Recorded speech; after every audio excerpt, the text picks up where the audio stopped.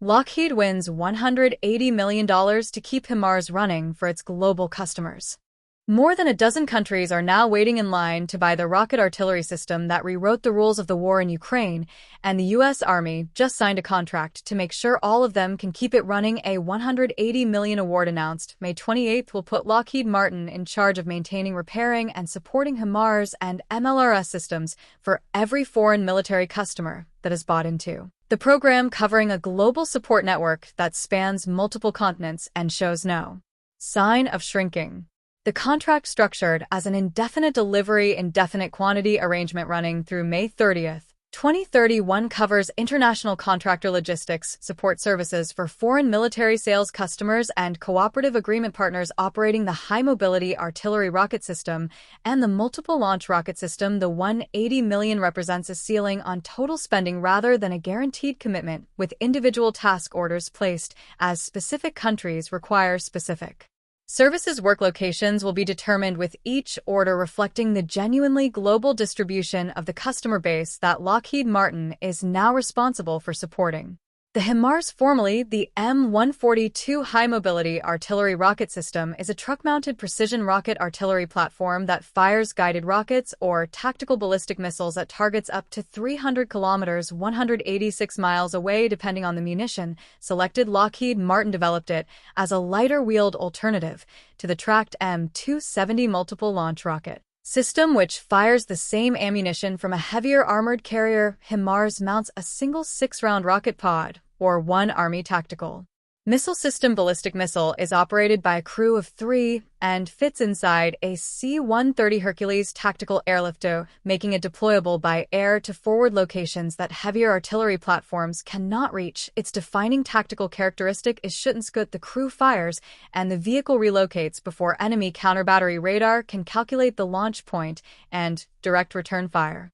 Ukraine's use of HIMARS beginning in June 2022 transformed the system's global market position in ways that no marketing campaign could have achieved. Ukrainian forces used the precision rocket system to strike Russian ammunition depots, command posts, and logistics nodes far behind the front lines, forcing Moscow to relocate critical supplies and degrading its ability to sustain offensive operations. The footage of those strikes, circulated widely on social media, turned HIMARS into a symbol of how precision long-range fires had changed the calculus of modern ground warfare. Countries that had been casually evaluating the system began placing urgent orders. Lockheed Martin's production rate in 2022 was approximately 60 launchers annually. By late 2024, the company had reached 96 per year, a 60% increase driven almost entirely by foreign demand. In 2025 alone, the State Department approved new or additional HIMARS orders for Australia, Bahrain, Canada, and Sweden. Estonia took delivery of its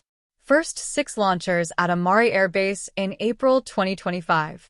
The scale of that proliferation is exactly what makes the May 28th logistics support contract necessary. A country that buys a HIMARS battery is making a 20 to 30-year commitment to a platform that requires ongoing maintenance, regular component replacement, software updates, and crew training refreshers across its operational life. Delivering that sustainment through an American government contractor rather than leaving each nation to manage it independently creates a lasting operational relationship between Lockheed Martin, the U.S. Army, and each customer country's military. Countries operating HIMARS now include Poland, Romania, Estonia, Lithuania, Latvia, Taiwan, Australia, Bahrain, Saudi Arabia, Jordan, Qatar, the United Arab Emirates, Singapore, and Morocco, alongside Ukraine and the United States, with additional sales approved and pending delivery. Each of those operators represents a separate logistics chain, a separate language of technical documentation, a separate set of operator-identified issues requiring engineering resolution, and a separate stream of spare parts. Demand that the new contract centralizes under a single support framework.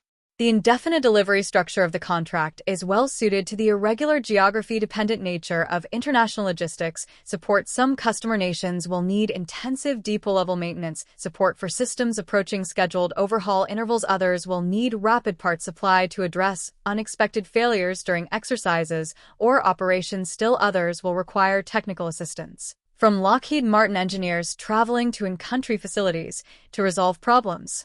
That remote troubleshooting cannot diagnose the task order mechanism allows the Army to direct precisely the support that each situation demands without committing to a fixed scope of work across 5 years for a customer base whose needs will change as fleets age, as new munitions enter service, and as operators accumulate operational experience. North Korea's visible effort to develop a domestic HIMARS equivalent confirmed in testing this week is the most striking recent indicator of how thoroughly the system has defined the global standard for mobile precision fires when a country as isolated as Pyongyang invests in replicating the HIMARS architecture. It is acknowledging that this class of weapon now sets the baseline expectation for what effective ground-based rocket artillery looks like.